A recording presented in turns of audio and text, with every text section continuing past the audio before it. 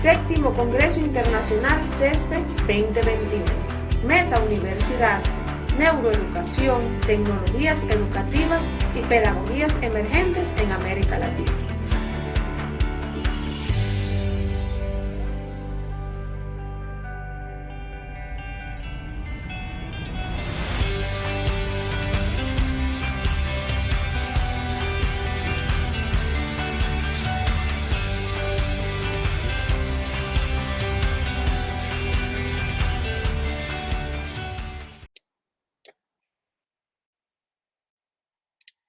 Buenas tardes o buenos días. Desde la Presidencia Adjunta de CESPE en el Estado español, le damos la bienvenida al séptimo Congreso Internacional CESPE 2021, Metauniversidad, Neuroeducación, Tecnologías Educativas y Pedagogías Emergentes en América Latina. Concretamente hoy les presentamos el primer evento internacional de educación emancipadora. El título de la ponencia de hoy se llama Historia de la educación, de la escuela moderna a la actualidad, incidencia en América Latina. Mi nombre es Antonio Nadal Masegosa. Formo parte del Departamento de Teoría e Historia de la Educación y Métodos de Investigación y Diagnóstico en Educación de la Facultad de Ciencias de la Educación de la Universidad de Málaga. En primer lugar, les aporto esta definición para que al final de la presente ponencia, ustedes mismos y ustedes mismas sean capaces de considerar si lo que realizó la escuela moderna fue una educación inclusiva o no. Esta definición dice que la educación inclusiva y de calidad se basa en el derecho de todos los alumnos a recibir una educación de calidad que satisfaga sus necesidades básicas de aprendizaje y enriquezca sus vidas. Al prestar especial atención a los grupos marginados y vulnerables, la educación integradora y de calidad procura desarrollar todo el potencial de cada persona. Su objetivo final es terminar con todas las modalidades de discriminación y fomentar la cohesión social. Esta es una definición tomada hace unos años de la página web de la UNESCO. Cuando era estudiante, mi primer curso de pedagogía, me indicaron que a Paulo Freire sí podía leerlo sin ningún inconveniente, pero sin embargo la escuela moderna no era un libro adecuado para mi formación. Gracias a no seguir estos consejos, hoy estamos aquí. Precisamente por este tipo de cuestiones que ven ahí y que es un reflejo habitual de la injusticia de las evaluaciones únicas para una población que no es más que diferente en sí. Por lo tanto, a mí me hubiera aportado gran cosa haber leído desde un principio la escuela moderna y no cuando fui más adulto. Está muy claro cuál es el principio de la escuela moderna y ahí vemos tanto a Ferrer Guardia como a la base. Y es que la enseñanza racionalista podía y debía discutirlo absolutamente todo. Y los niños y las niñas debían quedarse en la vía simple y directa de la investigación personal.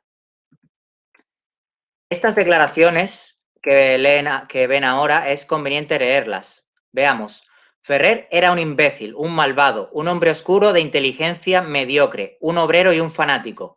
Sus escuelas eran pedagógicamente detestables.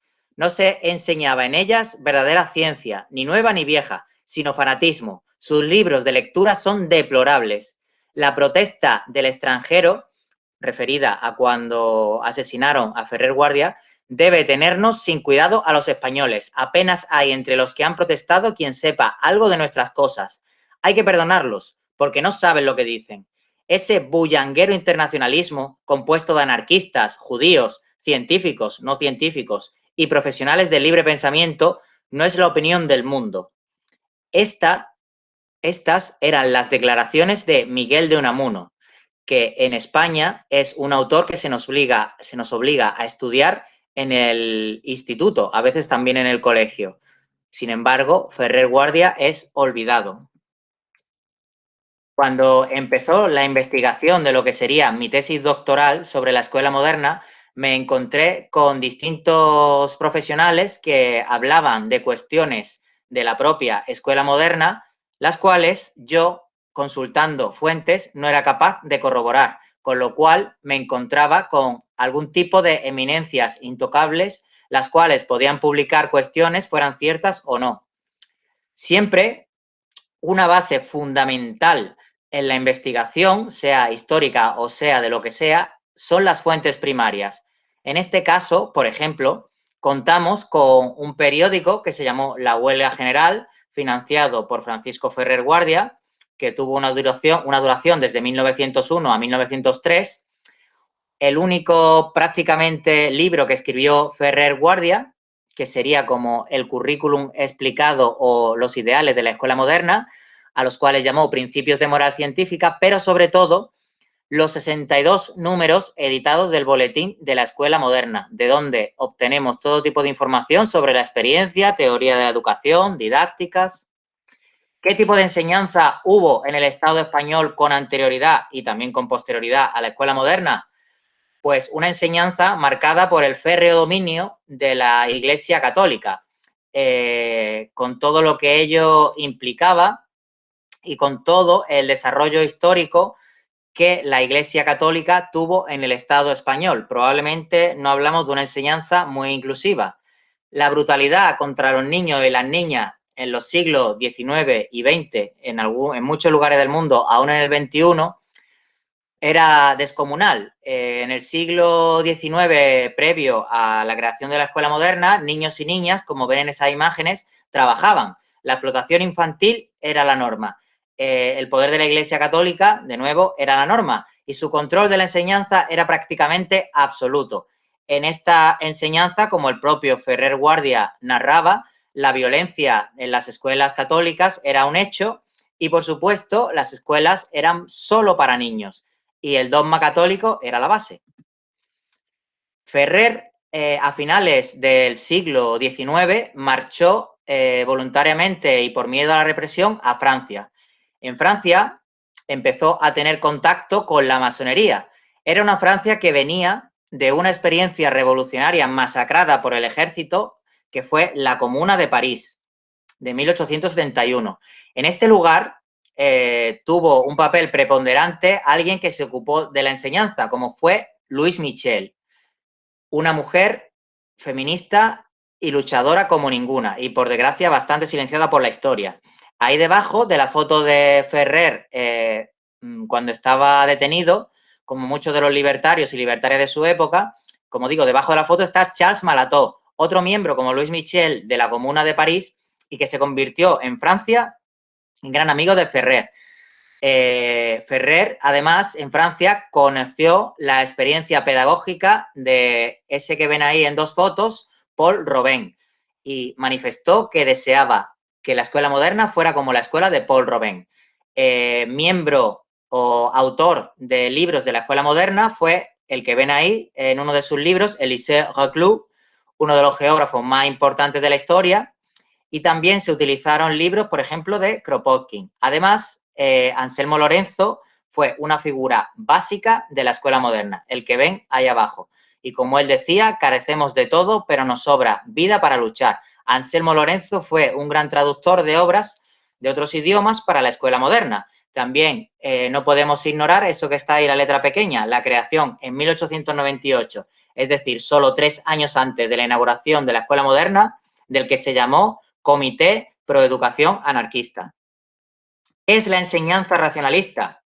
Pues básicamente es una enseñanza anticapitalista, una enseñanza que no pretende ser ni estatal, ni confesional, ni privada, con unos principios muy claros, como precisamente veíamos en Principios de Moral Científica. Las bases, el apoyo mutuo, la racionalidad o enseñanza racionalista, la libertad, la dignidad y, por supuesto, la responsabilidad del alumnado, siempre responsable de su propio aprendizaje.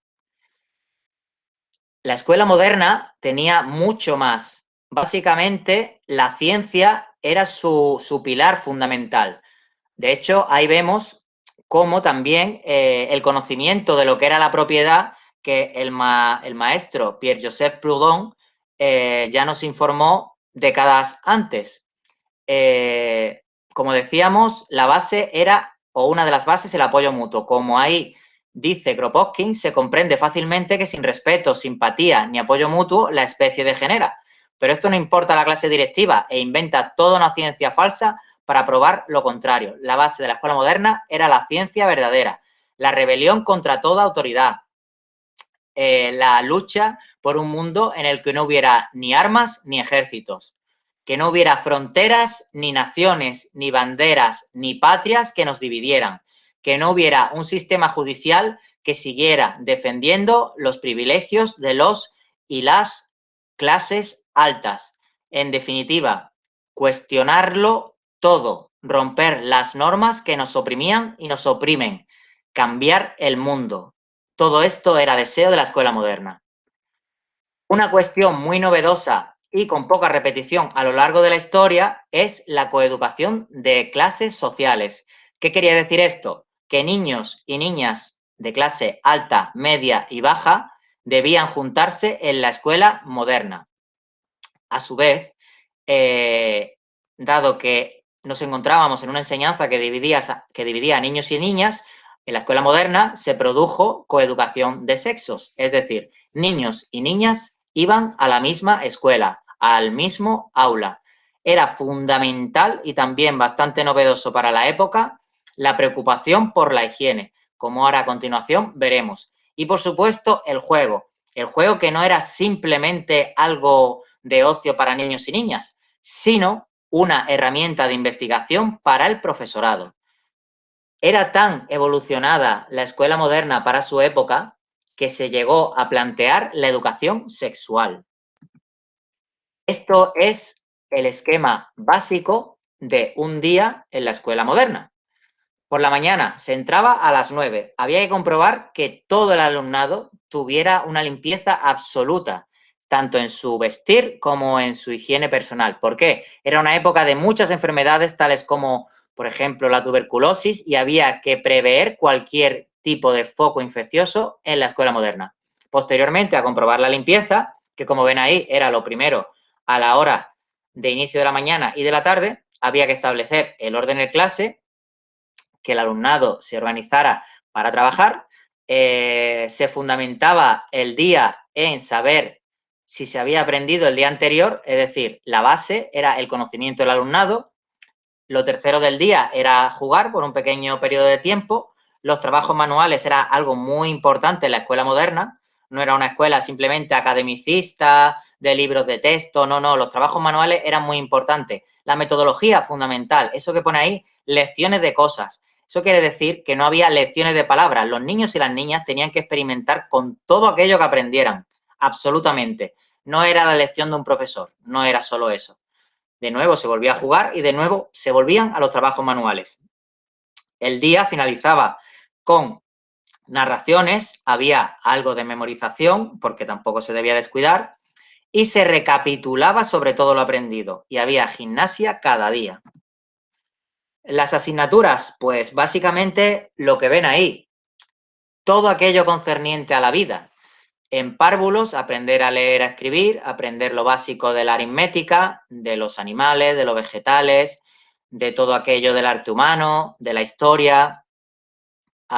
Con posterioridad a los 5 años, básicamente, reflexionar y observar sobre la cotidianidad, aprender qué es el cuerpo humano, qué son los animales, las plantas, los minerales, las biografías, qué son los viajes, qué es la poesía. Más adelante aprenderían cuestiones un poco más avanzadas como la geología o la geometría simple. Más adelante verían en el grado medio las distintas asignaturas que ven ahí y con posterioridad lo más importante, aquello que se dio en llamar el primer año normal, en el cual el alumnado podía estudiar e investigar sobre aquello que deseara. Los materiales didácticos, esto es muy importante. En primer lugar, por supuesto, la mente de los niños y de las niñas. Era la base del aprendizaje.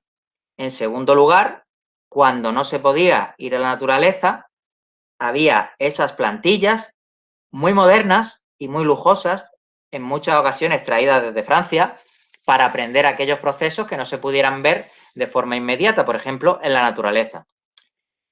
No había, para este tipo de escuela tan rebelde y tan revolucionaria, no había materiales. Entonces, la Escuela Moderna creó una editorial a través de la cual traducir o publicar libros para los niños y las niñas. El que tuvo más éxito fue Las aventuras de Nono, un libro que habla de un lugar en el que se vive con armonía y un país también inventado que se llama argirocracia, donde lo que reina es el egoísmo, el deseo de mantener la propiedad privada y todo tipo de injusticias y egoísmos.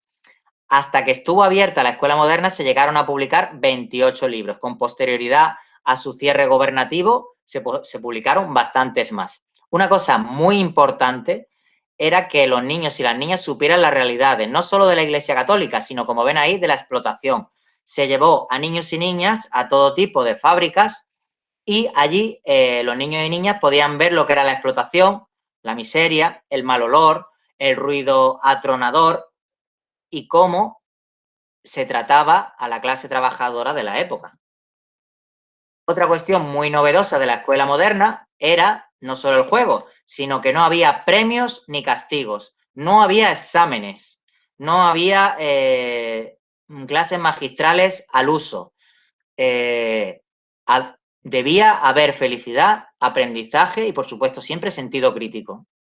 Realmente, la escuela moderna duró mucho para la España de la época, una España con todo tipo de dificultades y seguramente, como dicen ahí esos libros, un preámbulo de lo que sería una dictadura que vendría a partir de 1936 y que duraría 40 años. Una de las cuestiones básicas para que, o incluso según ese autor, Lázaro, cerraran la escuela moderna fue esa llamada procesión de la ciencia. Un Viernes Santo, un 12 de abril de 1906, Ferrer encabezó una manifestación o merienda escolar con 1.700 estudiantes. Esta manifestación, en lugar de adorar a la Semana Santa española o a la Iglesia Católica, era una manifestación en favor de la ciencia. La clausura de la escuela moderna fue justificada cuando se acusó al que ven ahí, Mateo Morral, que fue bibliotecario de la escuela moderna, de atentar contra el rey español de la época.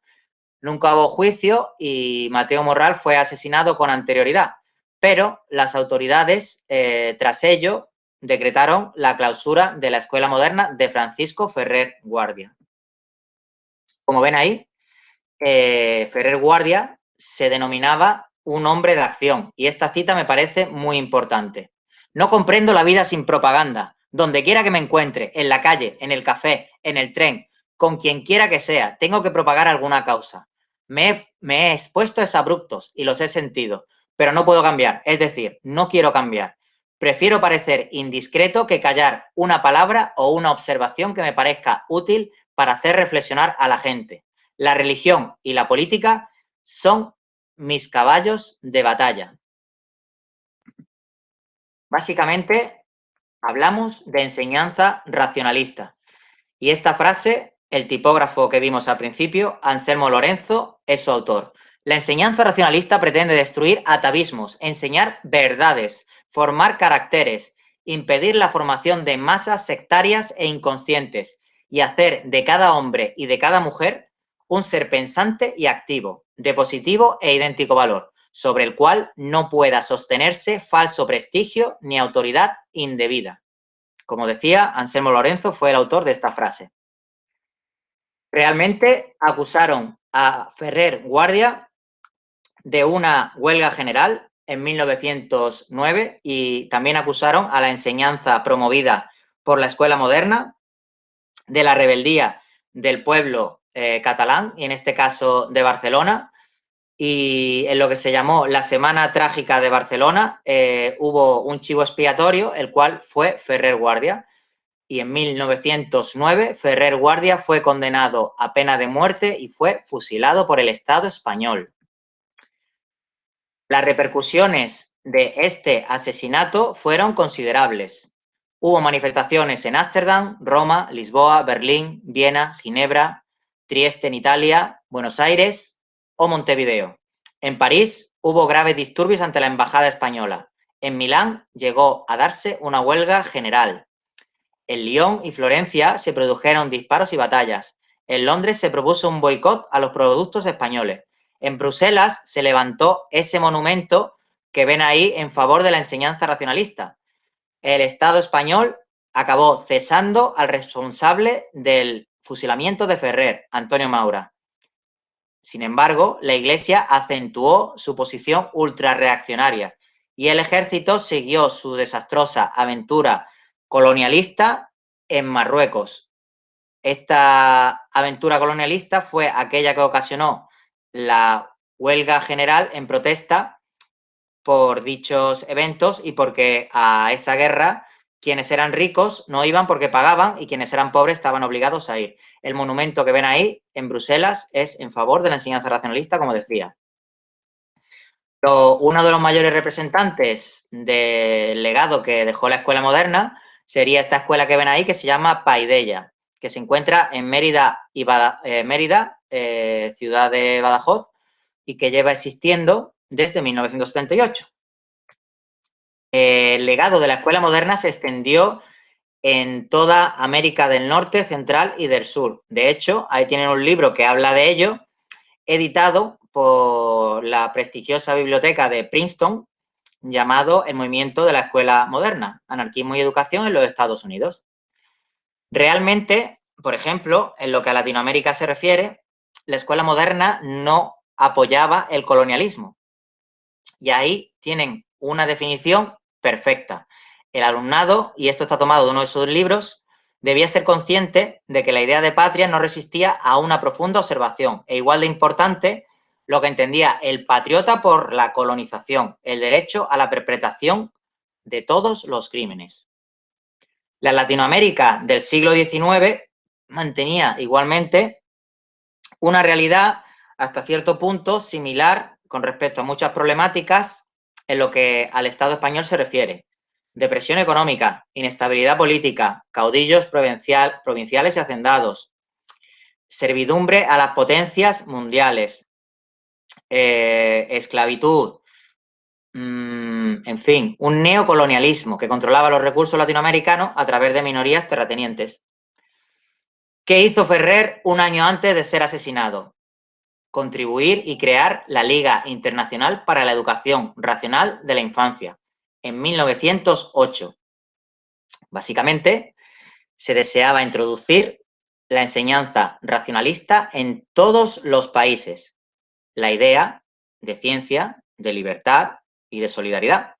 Ahí ven un ejemplo precisamente de artículo que habla sobre ello, en este caso, de Montevideo. Se fundaron escuelas modernas en distintos lugares de Latinoamérica. Ahí ven el ejemplo de Brasil, Sao Paulo, con esas ciudades, Minas Gerais, Río de Janeiro. De nuevo, sabemos esto gracias a las fuentes primarias de conocimiento. Ahí pueden ver claramente el boletín da Escola Moderna de Sao Paulo. Hay más fuentes primarias para averiguar la relevancia de la escuela moderna en Brasil, como las que ven ahí. Además de la mencionada, Boletín da Escola Nova, A Lanterna, A Vida, Amigo do Povo, entre otros. En América Central, pues hasta ahí llegó la influencia de la escuela moderna. Ahí pueden leer, incluso pueden tener la imagen, para saber lo acontecido, por ejemplo, en Panamá o en Costa Rica. En Cuba fue otro lugar donde llegó la Liga Internacional para la Educación Racional de la Infancia y se crearon los centros que ahí pueden ver y pueden de nuevo parar la imagen. En otros países, bastante solo en Santiago de Chile había 12 escuelas modernas, así como en otras ciudades. Bastante más adelante había, o por la misma época también, por ejemplo, la Escuela Francisco Ferrer Guardia en Sucre, Bolivia. En Perú, como pueden ver ahí. En Argentina la influencia de la escuela moderna fue enorme, como pueden ver ahí. Pero en México llegamos a un hito bastante considerable. Y es que la enseñanza racionalista en sí, no ya la escuela moderna, sino la enseñanza, se adoptara en Yucatán, Tabasco, Veracruz, Michoacán y Sonora. Y este hombre, mencionado ahí, José de la Luz Mena, como diputado del Poder Legislativo del Estado, logró que hubiera una ley de educación racional en el estado de Yucatán en 1921. Es decir, la escuela moderna prácticamente pasaba a rango de ley.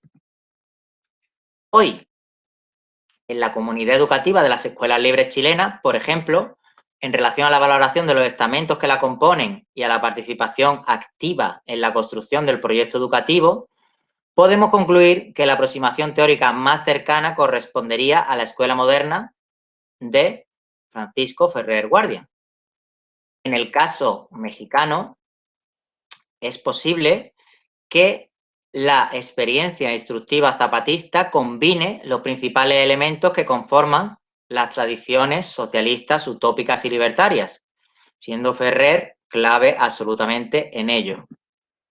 En Argentina, en la actualidad, más de 2 decenas de espacios tienen una educación autodirigida, ágil, libre, viva y activa, algo básicamente igual a lo que fue la escuela moderna. En líneas generales, la escuela moderna se extendió por Latinoamérica y Estados Unidos con un buen número de ejemplos que les recomiendo investiguen, ya que personalmente me parece un tema absolutamente apasionante. Y bueno, como pueden ver ahí, en toda experiencia educativa rebelde, antiautoritaria, que apuesta por el apoyo mutuo, la ciencia crítica o la autogestión, está en esencia la escuela moderna. Ahí tienen una dirección de contacto con este que les ha hablado. Espero que esto les haya interesado enormemente. Muchas gracias y saludos cordiales.